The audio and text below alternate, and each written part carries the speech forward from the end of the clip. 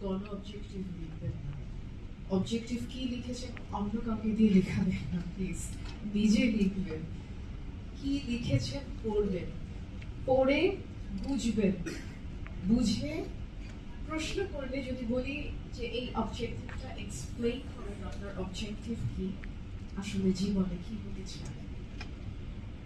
I want to hear what you exactly wrote in your CV, not a hypothetical answer. So, যেটা believe করেন সেটা লিখবেন। এগুলো প্রশ্ন করেন ইন্টারভিউ, ফ্রেশার কিন্তু বেশি করে করেন, কারণ ওই যে ChatGPT I have serious allergy with this tool. It's a very helpful tool though, but আমার মনে হয় না এত হেল্প দরকার ছিল। এখন চিন্তা ভাবনা করাই আমরা বন্ধ করে দিচ্ছি। সবকিছু জেনারিক, হ্যাঁ স্টেটমেন্ট দেখলে এখন আমরা বুঝতে পারি যে এটা এর মুখ দিয়ে স্টেটমেন্ট, এটা ChatGPT স্টেটমেন্ট।